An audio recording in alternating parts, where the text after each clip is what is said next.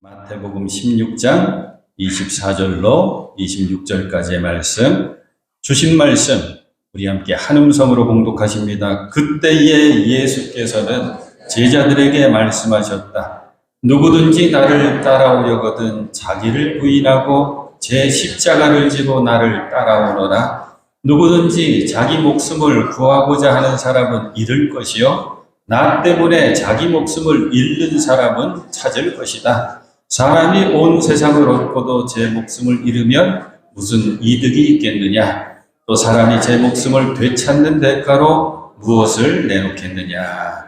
아멘.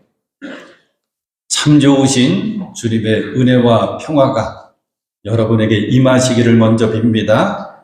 오늘 이 예배가 감사를 제물 삼아 드리는 우리 주님 기뻐 받으시는 온전한 예배, 또 주님 예비하신 복과 은혜를 우리가 받아 누리는 소중한 예배가 될 줄로 믿습니다. 사순절기가 시작되었습니다. 지난 수요일 성회 수요일을 시작으로 3월 31일 올해 부활절까지 사순절기가 쭉 이어집니다. 사순절기, 나를 위한 주님의 십자가를 마음에 품고 살아가는 절기입니다. 나의 십자가를 찾고 나의 십자가를 짊어지고 주님 따라가겠다고 결심하는 절기입니다. 오늘 말씀 제목은 십자가 따라가는 길이라고 정했습니다. 예수님께서 공생애를 시작하시면서 세 가지 일을 하십니다. 먼저는 세례 요한을 통해서 요단강에서 세례를 받으십니다. 세례를 받으시고 물에서 올라오셨을 때 성령이 임하시고 하나님의 음성이 들렸습니다. 이는 내 사랑하는 아들이요 내 기뻐하는 자라. 두 번째는 성령에 이끌림 받아 광야에 들어가셔서 40일의 금식 가운데 시험을 받으십니다. 세 번의 시험을 다 예수님 말씀으로 이겨내시죠. 돌들로 떡덩이가 되게 하라라고 하는 시험에는 사람이 빵으로만 살 것이 아니라, 사람이 떡으로만 살 것이 아니라 하나님의 입에서 나오는 모든 말씀으로 살 것이다. 성전 꼭대기에 세워놓고 아들이거든 하나님의 아들이라면 여기서 뛰어내려 봐라. 주 너의 하나님을 시험하지 말아라. 말씀으로 이겨내십니다. 마지막 세 번째, 내게 엎드려 경배하면 천하 만국의 영광을 내게 주겠다라고 하는 마귀의 시험에 주 너의 하나님께 경배하고 그분만을 섬겨라. 역시 말씀으로 이겨내시죠. 그리고 세 번째가 제자들을 택하시고 부르신 일입니다. 예수님의 십자가 그리고 부활하심으로 구원의 역사는 단번에 이루어집니다. 하지만 이 구원의 복음을 전할 이들이 필요했습니다. 그래서 예수님은 제자들을 택하시고 부르시죠. 예수님을 배우고 닮고 따르는 사람을 제자라고 합니다. 몇 주 전에 우리는 성도라고 하는 호칭이 참 귀한 호칭입니다 하면서 그 의미를 생각해 봤죠. 이 땅에 살고 있는 많은 사람들 가운데에서 택하시고 부르시고 구별하셔서 하나님의 사랑과 위로를 베풀어 주시고 복과 은혜를 베풀어 주시는 거룩한 무리들, 바로 우리들 성도라고 했습니다. 성도는 곧 그리스도인입니다. 그리스도인이 영어로 발음하면 크리스찬이 되거든요. 나 크리스찬입니다. 나 그리스도인입니다. 나 기독교인입니다. 같은 뜻입니다. 그리스도인, 크리스찬, 그리스도를 믿고 그리스도를 닮고 그래서 작은 그리스도의 모습으로 살아가는 것, 그게 그리스도인이거든요. 그러니까 성도는 그리스도인이고 그리스도인은 곧 예수님을 따르는 제자가 되어야 됩니다. 첫 번째, 제자들을 부르시는 예수님의 모습을 잠깐 살펴볼까요? 예수님께서 갈릴리 주변을 지나시다가 시몬과 그의 형제인 안드레가 바다에 금을 던지는 것을 보고 계십니다. 언제든지 예수님께서는 먼저 바라보고 계시거든요. 그리고 예수님 두 사람에게 다가가셔서 말씀하시죠. 나를 따라오너라.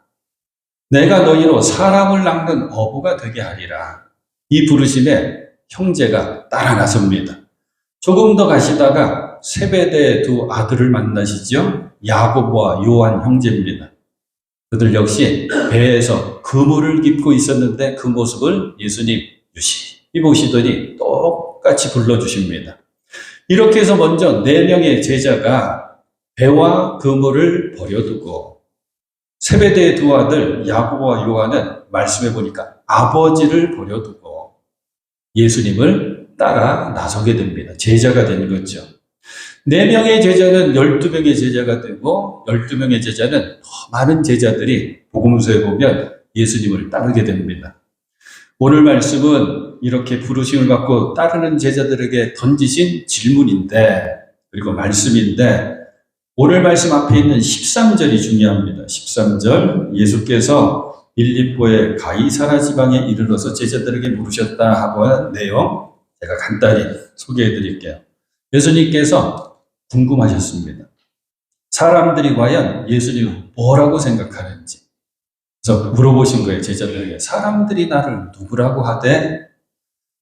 제자들이 대답을 합니다. 세례자 요한이라고 하는 사람도 있고요, 엘리야라고 하는 사람도 있고요, 예레미야나 예언자들 가운데 한 분이라고 하는 사람들이 이렇게 있습니다.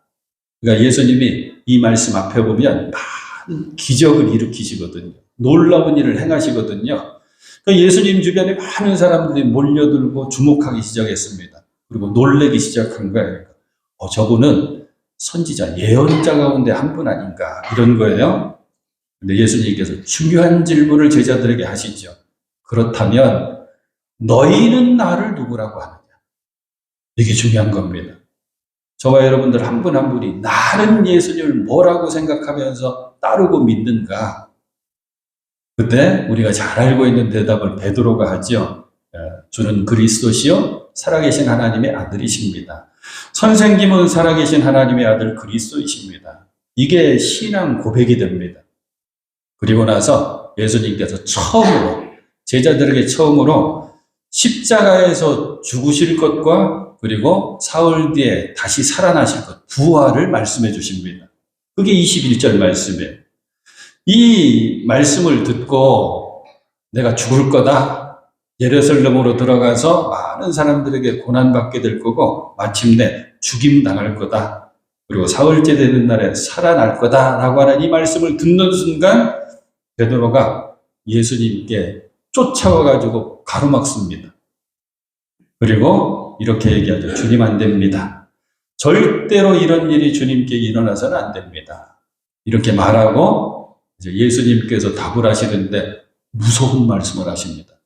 평소에 예수님 같으시지가 않아요. 사탄아, 내 뒤로 물러가라 하고 책망하십니다. 베드로에게. 그리고 하신 말씀이 너는 하나님의 일을 생각하지 않고 사람의 일만 생각하는구나, 이렇게 말씀하시거든요. 요 구절은 기억해 놓고 계셔야 돼요. 그리고 이런 그때에, 이런 과정 가운데, 이런 대화 가운데 예수님께서 제자들에게 주신 말씀이 누구든지 나를 따라오려거든 자기를 부인하고 제 십자가를 지고 나를 따라오너라. 제자의 모습, 제자도의 가장 유명한 성경 구절이 됩니다. 오늘 주님께서는 주님의 부르심을 받고 그 부르심에 응답해서 나선 우리들에게도 똑같이 말씀하시는 거예요. 아무개야, 나를 따라오고 싶으냐? 나를 따라오려거든 자기를 부인해야 된다. 그리고 제 십자가, 너의 십자가를 찾아 짊어지고 나를 따라와야 된다. 나를 따라오너라. 이 말씀에 아멘 하는 우리들이 먼저 기억해야 될 것, 그리고 잊지 말아야 될 것은 이것입니다. 주님께서는 연약하고 부족한 나를 먼저 바라보시고 택해 주시고 부르셨구나. 감사하게도 그 부르심에 내가 아멘하고 응답했구나. 사랑하는 여러분, 그렇습니다. 예수님께서 우리를 불러주실 때는 우리가 능력이 좋아져서도 아니고 자격 조건이 되어서도 아닙니다. 전적으로 하나님의 은혜입니다. 교회 안에서 가장 많이 쓰는 단어가 은혜지요, 은혜. 근데 그 뜻을 여러분들은 꼭 기억하셔야 돼요. 은혜라고 표현하는 순간 놓치지 말고 떠올리셔야 됩니다. 자격 없는데도 주시는 하나님의 사랑이 은혜입니다. 하나님의 이 전적인 은혜, 그래서 그 부르심 가운데 우리가 아멘하고 제자로 살아가기 위해서 우리가 먼저는 자격 없는데도 나를 부르셨구나, 은혜구나, 이걸 기억하시면서 주님 가신 그 길을 따라가야 됩니다. 십자가는 따라가는 길입니다.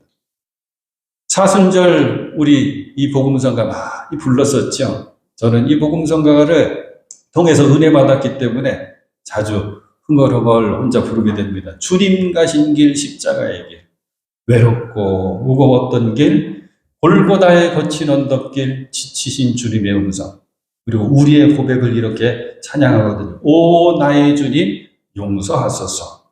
죄인 위에 고난 받으셨네, 날 위에 고난 받으셨네, 이 세상에 생명 주시길 그렇게도 원하셨던 길. 이 찬양을 부르면 이렇게 고백이 됩니다. 주님께서는 내게 참 생명을 주시려고 그걸 그렇게 원하셔서 십자가의 길을 걸어가셨습니다. 십자가의 길은 수치와 모욕이요, 괴로움과 외로움이요, 죽음과 고난과 죽음의 길인 걸 압니다. 주님 날 위해 십자가 고난 받으셨습니다. 날 위해 죽으셨습니다. 주님의 십자가, 이제는 나도 지고 주님 따라가겠습니다. 이 고백이 되는 거죠. 십자가 주님의 길을 따라가는 것은 절대 쉬운 길이 아닙니다. 십자가에 관한 이런저런 예화들 많이 들어보셨을 거예요. 여러분들 들어보셨을 텐데 제가 간단히 한 번만 더 소개할게요. 어떤 분이 너무 힘들게 살아갑니다. 이런저런 일들이 너무 힘겹게 합니다. 너무 힘겨워서 지쳐서 쓰러져서 잠이 들었는데 꿈을 꾸게 됐습니다. 그 꿈속에서 본인이 자기가 감당할 수 없는 커다란 십자가를 등에 짊어지고 비틀거리면서 질질 끌고 가는 거예요. 너무 힘들어요. 꿈속에 내 모습이 너무 힘듭니다. 마침 주님께서 옆에 계셔요. 예수님께 부탁합니다. 예수님, 이 십자가 너무 힘이 듭니다. 내게 너무 큽니다. 무겁습니다. 그런데 예수님 목 쓰셨잖아요. 이 십자가를 좀 잘라주세요. 꿈속에 그랬대요. 우리 예수님께서 웃으시면서 요만큼 잘라주시더래요. 근데 그 꿈속에서 3번을 더 부탁을 했대요. 주님, 아직도 무겁습니다. 아직도 내게 큽니다. 잘라주세요. 그래서 십자가가 손 요만큼에 들어올 수 있게 조그맣게 돼서 진짜 편하더래요. 가볍고 편한 십자가 이제 짊어지고 하나님 나라 향해서 쭉 가고 있는데 마지막 요단강이 앞에 흐릅니다. 근데 나만 그런 게 아니라 옆에도 뒤에도 많은 사람들이 십자가를 짊어지고 오는데 다 무겁고 힘든 십자가를 짊어지고 오더래요. 그러더니 요단강 앞에 딱 서가지고는 짊어지고 왔던 십자가를 내려놓고 그것을 다리 삼아서 요단강을 건너더래요. 예수님께서 3번 잘라주셨더니 놔봤더니 다리가 되지 않아요. 건널 수가 없어요. 너무 허망하고 괴로워가지고 주저앉아서 엉엉 울었대요. 그러면서 꿈에서 깨어나는 순간 마음속에 이 말씀이 들렸대지요. 아무든지 나를 따라오려거든 자기를 부인하고 날마다 제 십자가를 지고 나를 따를 것이니라. 그냥 자연스럽게 아멘 아멘 나오더라죠. 사랑하는 여러분, 나를 따라오려거든 자기를 부인하고 제 십자가를 지고 나를 따라오너라. 이 말씀에 우리가 아멘 한다면 두 번째 이것을 잊어버리고는 안 됩니다.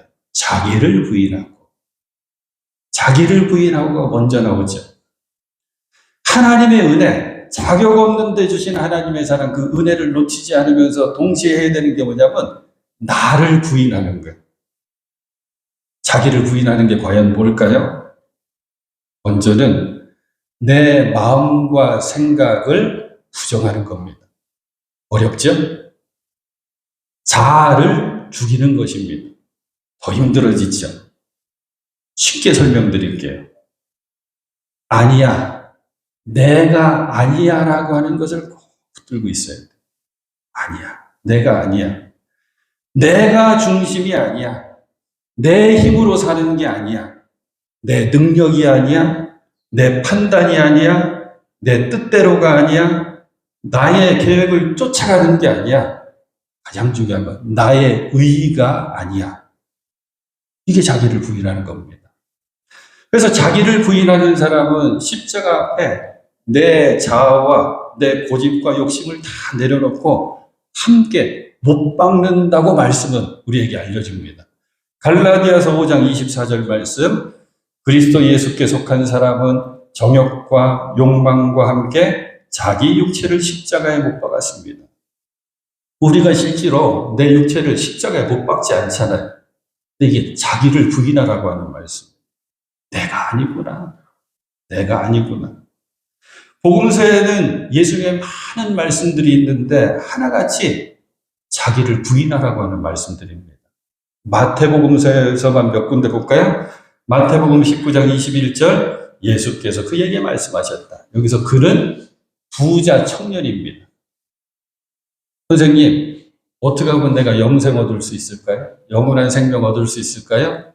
그러기 위해서 착한 일 하면 되나요? 선한 일 하면 되나요? 하고 질문했던 부자 청년, 그에게 말씀하셨다. 네가 완전한 사람이 되려고 하면 가서 내 소유를 팔아서 가난한 사람에게 주어라. 그리하면 내가 하늘에서 보화를 차지하게 될 것이다. 그리고 와서 나를 따라라. 너 자신의 것을 놓지 못하는구나. 그리고 네가 소유한 그것이 네 것이라고 생각하는구나. 아니야. 그게 아니야. 그걸 부인해야 돼. 나눌 수 있어야 돼. 이 가르침을 주신 것입니다. 마태복음 5장 산상수훈의 말씀은 전부가 다 자기를 부인하라고 하는 말씀입니다. 5장 40절부터 너를 걸어 고소하여 내 속옷을 가지려는 사람에게는 겉옷까지도 내주어라. 누가 너더러 억지로 오리를 가자고 하거든 심리를 같이 가주어라. 내게 달라는 사람에게는 주고 내게 꾸려고 하는 사람을 물리치지 말아라. 너 자신만 생각하고 살지. 너 꽉 붙들고 살려고 하지. 너 자신만 생각하는 거 아니다. 아니야. 깨우쳐 주시는 것입니다. 이어지는 43절 내 이웃을 사랑하고 내 원수를 미워하여라 하고 말한 것을 너희는 들었다. 이게 율법에 있는 말씀이거든요. 그러나 나는 너희에게 말한다. 너희 원수를 사랑하고 너희를 박해하는 사람을 위하여 기도하여라. 너는 너 자신만 사랑할 줄 알지? 이웃을 사랑해야 돼. 어느 정도로 사랑해야 되냐면 원수까지도 사랑해야 돼. 널 박해하는 사람을 위해서 기도할 줄 알아야 돼. 너 자신만 사랑하는 거 그거 아니야. 부인하라고 깨우쳐 주시는 것입니다. 베드로에게 예수님 무섭게 책망하셨잖아요. 사탄아 내 뒤로 물러가라 그러면서 책망하셨잖아요. 그러면서 주신 말씀이 그거였죠. 너는 하나님의 일을 생각하지 않고 사람의 일만 생각하는구나. 베드로에게 제자들에게 처음으로 예수님께서 십자가에서 죽으실 것 그리고 부활하실 것을 처음 말씀해 주시는 순간 베드로가 그랬다 그랬죠. 예수님 절대 안 됩니다. 왜 그러냐면 베드로는 십자가라고 하는 얘기, 예수님 죽으신다고 하는 얘기를 듣는 순간 알았거든요. 예수님 끝나면 나도 끝나는구나. 얼마 전까지 예수님께서 놀라운 일들을 보여주셨기 때문에 많은 사람들이 모여들고 관심 갖고 예수님 영광 받으시는데 나도 함께 영광 받을 수 있는 좋은 기회였는데 예수님 죽으신다니 나도 끝나는구나. 순간적으로 하는 거예요. 그러니까 예수님께서 말씀하시는 거예요. 베드로야, 내가 너에게 처음으로 너 나를 따라오너라 너를 초청했을 때 네가 배와 그물을 버려두고 나를 따라왔지. 그거 잊지 마라. 그래도 넌 지금 너의 생각에 매여 있구나. 너의 생각에 붙잡혀 있구나. 너의 생각 아니야. 버려야 돼. 자기 부인해야 돼. 그리고 하나님의 마음과 생각을 붙들어야 돼. 예, 하나님의 일은 생각하지 않고 사람의 일만 생각하는구나. 그 말씀이 이 뜻입니다. 사랑하는 여러분, 십자가를 바라보십시오. 예수님은 처음부터 끝까지 자기를 부인하신 분. 내 뜻이 아니라 아버지의 뜻대로 되기를 원합니다. 이 고백하면서 십자가를 감당하시잖아요. 그 주님 바라보십시오. 십자가 길을 가신 주님을 그대로 따라갈 수 있는 저와 여러분이 될 수 있기를 소망합니다. 은혜를 기억하면서 자기를 부인하자. 또 한 가지, 나를 따라오려거든 자기를 부인하고 제 십자가를 지고 나를 따라오너라. 이 말씀에 아멘하는 우리들은 또 기억해야 됩니다. 제 십자가, 나의 십자가를 찾아 짊어져야 되는구나. 그리고 주님 따라가야 되는구나. 나의 십자가, 여러분들의 십자가, 여러분들이 찾으셔야 되고 짊어져야 될 십자가가 있으십니까? 여러분이 짊어지고 있는 그 십자가는 얼마나 크고 무겁습니까? 생각해보니까 심각해져요. 심각해져요. 집집마다 왜 그렇게 십자가들이 많아요? 왜 남편이 십자가가 되죠? 자식이 십자가일 때도 많고, 건강의 문제, 경제적인 문제가 십자가일 때 많고, 좀 편하게 십자가 생각하시라고 우스갯소리 잠깐 할게요. 심각했다고 우스갯소리 하는 거예요. 실제 있었던 일이 아니라 꾸며서 낸 이야기. 어느 마을에 묘하게 교회가 있고 사찰, 절이 옆에 딱 붙어 있었대요. 가을쯤 돼서 겨울을 향해 가니까 교회에서는 뭐예요? 가을 심령 부흥회를 하잖아요. 그러니까 그냥 몇 날 며칠 찬양 부르고 부르짖어 기도하고 이어지는 거예요. 그때쯤 되면 절에서는 이제 겨울 참선을 준비해야 돼요. 동안거를 시작해야 돼요. 참선을 해야 되는데 할 수가 없어요. 옆에 교회에서 찬양하고 기도하고 새벽에도 낮에도 저녁에도 이어지니까 그래서 절에서 회의를 열게 됐어요. 주지스님 회장으로 해가지고 쭉 회의를 하는데 안건이 뭐냐면 우리가 참선을 해야 되는데 저 교회 시끄러워서 도저히 할 수가 없다. 누가 대표로 가가지고 좀 따졌으면 좋겠다. 조용히 시켰으면 좋겠다. 주지스님이 쭉 설명하고 눈치를 봤더니 다 딴 데만 보고 어떻게 가서 말해요. 교회에서 당연히 찬양하고 기도하는 건데. 막내 스님이 눈치를 쭉 보다가 할 수 없이 일어나가지고 주지스님이야 우리 선배 스님들 제가 가겠습니다. 제가 가서 교회 가서 조용히 해달라고 이야기하겠습니다. 제가 십자가 짊어지고 가는 심정으로 가서 말하겠습니다. 그러더래요. 사랑하는 여러분, 십자가 그러는 순간 어려운 문제, 괴로운 상황, 무거운 인생의 짐들이 자꾸 생각나죠.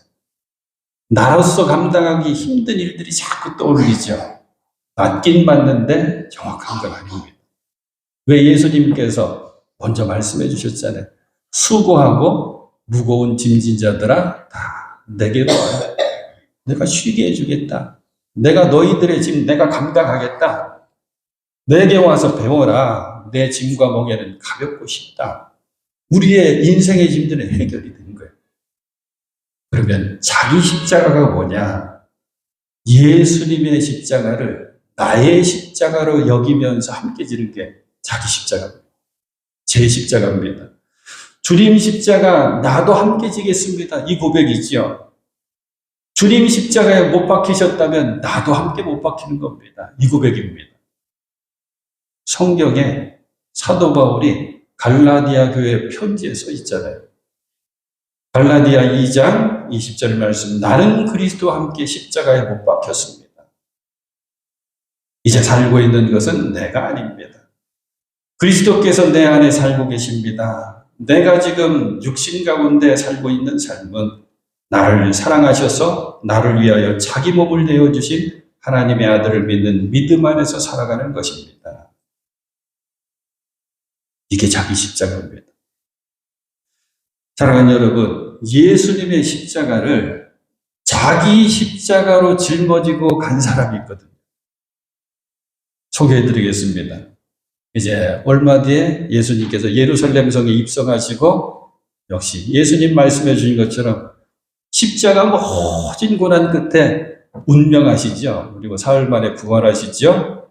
자, 예수님께서 못 박혀 죽게 되실 그 십자가를 짊어지고 골고다 언덕까지 쭉 가셔야 됩니다.